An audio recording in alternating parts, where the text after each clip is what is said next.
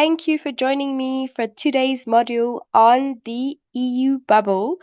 This module is brought to you by Diaspora European Parliament Election Campaign Training, which is supported by Robert Bosch-Stephen, the European Union, and the US mission to the EU. Here is a peek at other partners with whom we work with. Today's session.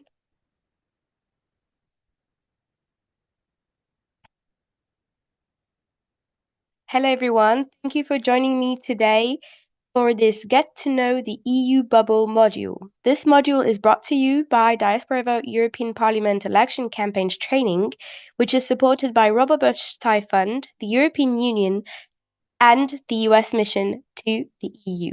Here's a peek at other partners with whom we work with. My name is Alice Larguier, and today I will be your host for this Get to Know the EU Bubble session.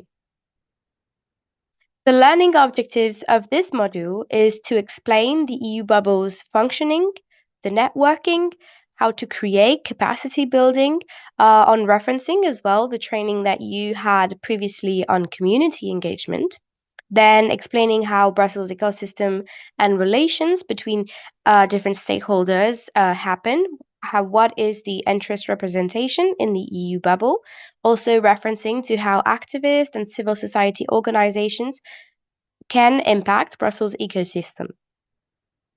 So when we look at what is the EU bubble, geographically speaking, the EU bubble is in Brussels and it is mostly considered to be centered around the European quarters, the European neighborhood, where are the European Commission, the Council, as well as the European Parliament. So these are emblematic buildings that we think of firstly when you think of the EU bubble. As well, um, we can define the EU bubble, which can come across as quite vague, as the areas and the people and the events that are associated with business and political affairs in the European Union. The EU bubble is said is in Brussels, which is considered to be the capital of Europe in terms of political affairs in the EU, especially because the European institutions are, for most of them, in Brussels. So we have emblematic places of the EU bubble. You've probably heard many times that networking can take place at Place du Luxembourg. You have also maybe heard of Parc du Cinquantenaire, etc. So places where people part of the EU bubble come and meet and make this bubble alive. And what we call a bubble is really the fact that it's a small amount of people and very particular population that takes part in those networking and discussions that happen. So we know that there's a lot of criticism around the EU bubble itself. First of all, that it is located in one simple point, which is Brussels. It is a bit reductive for the other cities, the other capitals of European Union member states. Also, it has been criticized and keeps on being criticized for its lack of diversity, and we're going to see a critical analysis about that in a bit. For its lack of diversity, it's often said that people that can access the EU bubble are people that have done certain schools or have followed certain studies, etc. And in and out of itself, it's also said very often that the EU bubble is difficult to access. It is difficult to find a job in Brussels to be able to take part in those rooms of networking, informal discussions, or even high-level panels and conferences. If we look at Shada Islam, who is one of the most emblematic faces of the criticism of Brussels and the EU bubble, the EU Scream podcast talks about how this whiteness is very present and how it shapes the EU. And Shada Islam is an EU commentator that is very well known for participating in different events, talking about diversity, talking about inclusion, and talking about as well how political affairs in the EU must include diversity and inclusion in order for them to be able to represent all European citizens. Shada Islam talks as well about the difficulty a bit about being a European woman of color and a Muslim. She talks about the concept of Euro whiteness. So, if it's things that you are interested in and would like to dive in more, I do recommend doing some digging, listening to the EU Scream podcast, following Shada Islam on different social media, because you get a different perspective and a different vision of the EU bubble that you would usually be getting when you hear about Brussels and how it's a fast paced environment and international environment as well. You kind of see the other side of the coin and get to understand how those dynamics that are informally happening can actually impact the formal processes. So there's a lot that's been said about the EU bubble and how it's very difficult as a person, member of a minority group, as a racialized person, as a queer person, how it might be very difficult to navigate the EU bubble because of the lack of diversity. And that lack of diversity is really difficult to face because it's harder for people part of marginalized groups to imagine themselves working in EU affairs, working in that so-called EU bubble if there's a lack of representation. So if you ever join European institutions, there are two ways for you to connect with people that are part of marginalized groups in order to feel less lonely and find communities and people who can support you. So, for example, you have the Égalité, LGBTI plus staff of the EU institution. So that's a association of staff from the EU institutions that are part of the LGBTI plus community. And you can definitely turn to them if you ever work in the EU institutions.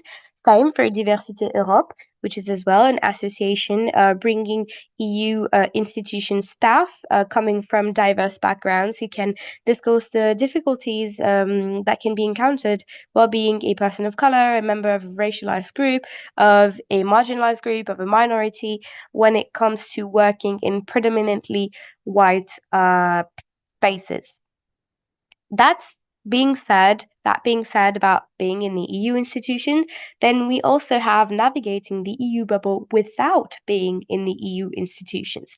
It's really difficult to understand the EU bubble and to understand how everything works, really, in terms of professional life, and everything seems really very much out of reach, just like we've brought up with criticism before that. One thing I would advise in order to be able to navigate the EU bubble if you are foreseeing to work in Brussels is to constant actors mapping. It is really important for you to be able to map out the actors that you are interested in, whether it's for a job, a project, for the campaigns that you are going to be doing nationally. Important to know this actor is working on XYZ. If I happen to stumble upon them at a meeting, at a networking event, I need to be able to know as much as possible about who does what, who is most known for this, who is most known for what. So that's one big thing as well when you're going to conferences and seminars, whether online or in person. Really interesting to be looking at the agenda and the main speakers and people that are going to be speaking or those that are going to be attending because it's also about marketing yourself as someone who's knowledgeable, who is ready to go up to someone and say, well, I've seen what you've worked on, and I've seen that there's been some struggles or actually some successes, depending on the project of the person, and mention that.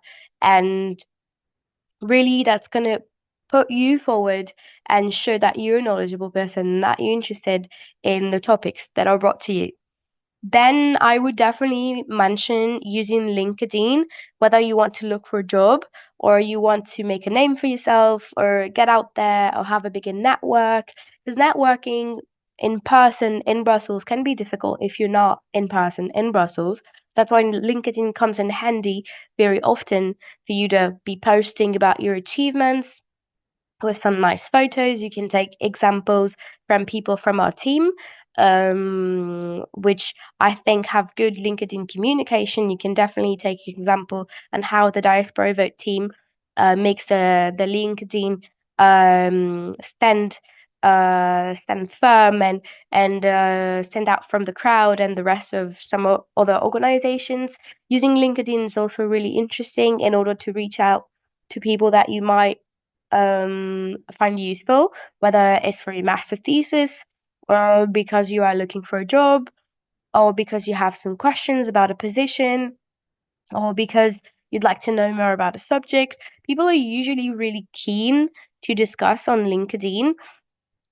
Depends if they're really busy people. It's usually harder to reach someone that's high level position, but you can definitely try. That doesn't cost anything.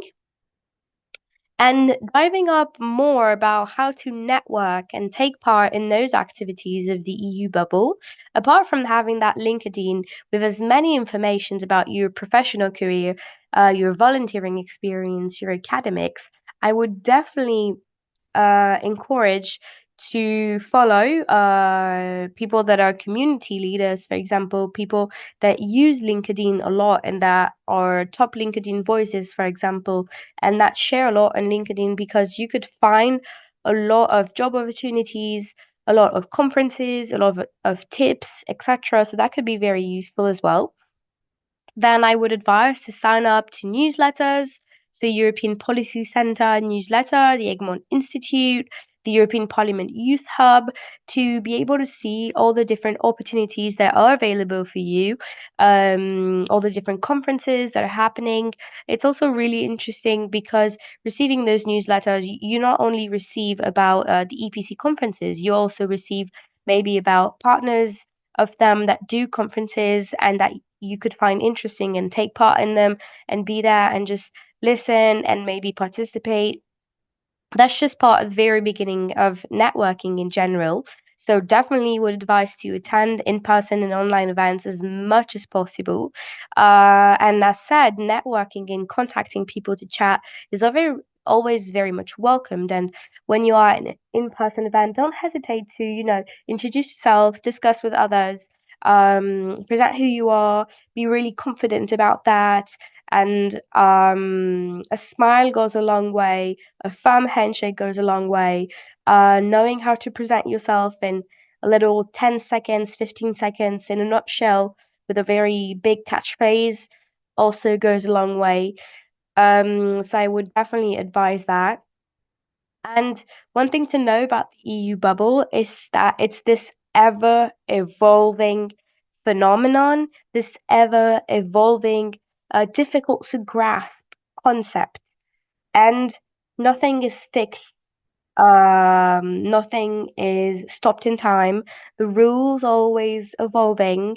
You, by following people on LinkedIn, by following people on social media, by engaging with organizations like Diaspora Vote, by being knowledgeable of the actors that take part in the EU bubble, you're going to be able to follow the different evolutions, what is going on, what is in, what is the topic of the moment, etc. And I would definitely also recommend that you follow the news a lot, that you follow EU policy making news, that you are in touch with the current legislative processes that are in light at that moment, making sure as well that you dive into stuff that you don't know and making sure that you are curious, that you ask questions, and just the mere fact that you're taking part in Diaspora Vote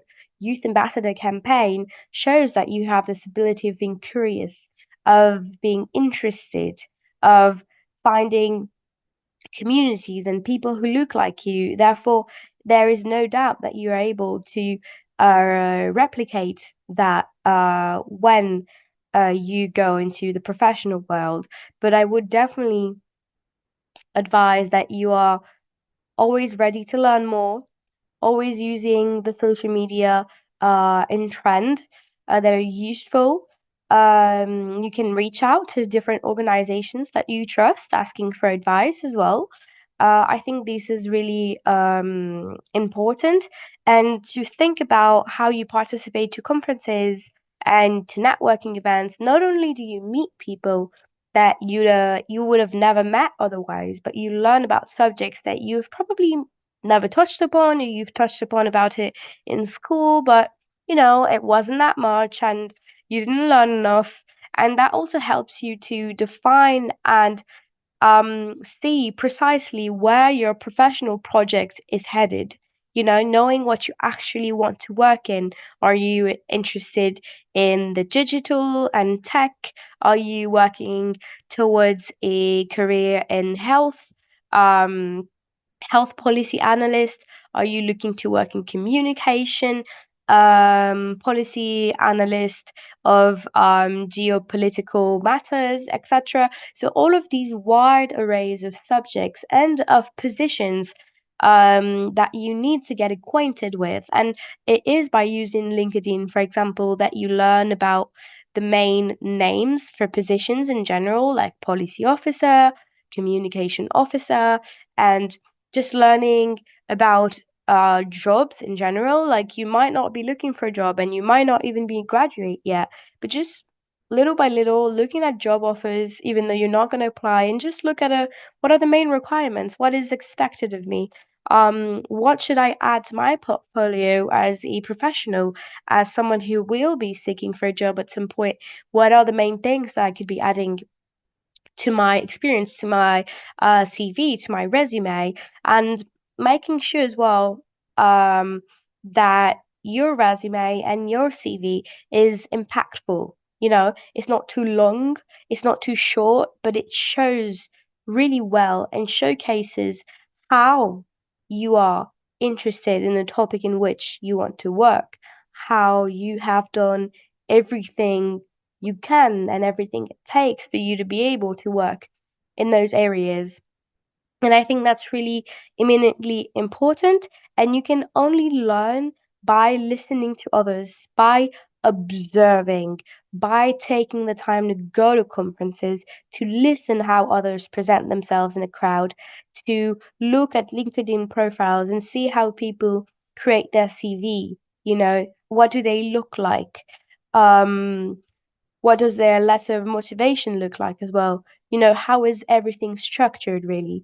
And observing others is sometimes really interesting because we all come from different backgrounds and yet we have so much to learn from one another.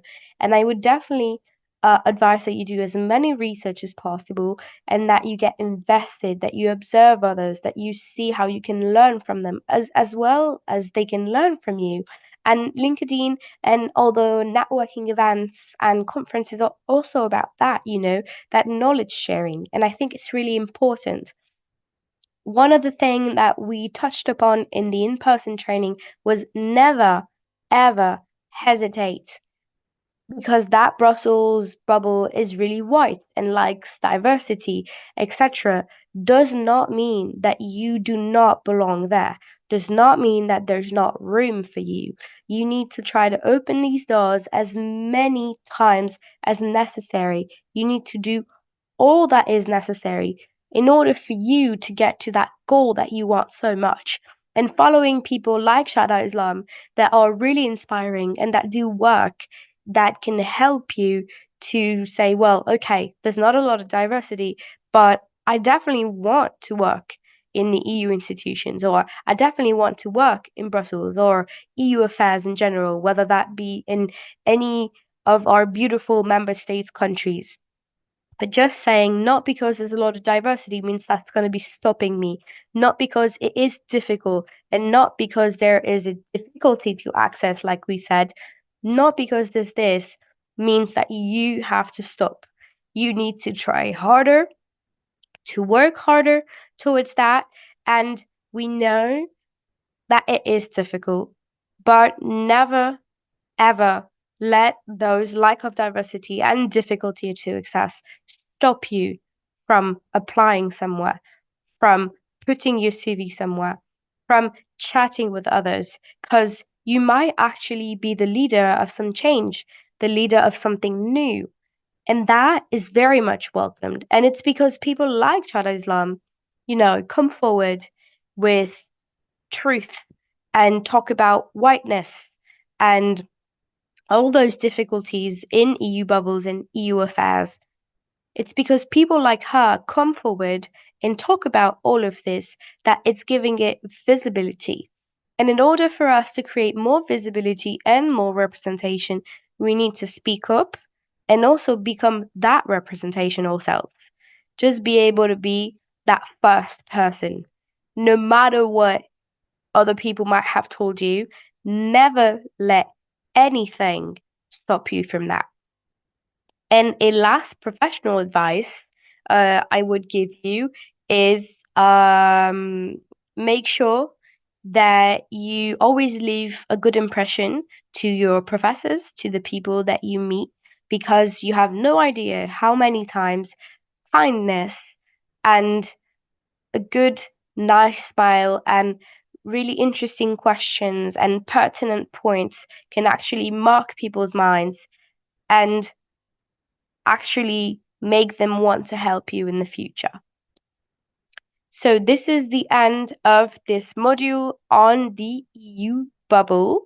I hope we were able together to grasp how the EU bubble works, how the networking works, how this ecosystem and the relations between different stakeholders happen. I know that ahead of um, the national events that you're going to be holding, actors mapping is really important, just like the training on community engagement that you had. Another main takeaway of this session is try to find communities and people who can support you. Use social media and LinkedIn and inform yourself as much as possible in order for you to know as much as possible about a field that interests you. And never stop trying. Never stop trying and never let anything stop you from achieving what you really want to achieve. And it sounds a little cheesy, but it's actually true. We know this as racialized communities and racialized groups. It is of the utmost difficulties. It is more difficult for us, especially when you cross the intersectionality of being a woman of color, being a queer woman of color, in my case, and putting all of these layers of our identities and knowingly that we are discriminated against on the basis of those layers of our identity, no matter what that means, and no matter how many times people tell you it's not for you and you should be doing something else, or it's too hard, try harder and try again, but at least try. I'm going to leave you on those powerful words and see you for our last session on understanding the stakes of the EP elections. Thank you so much for listening, and don't hesitate to reach out if you have any questions.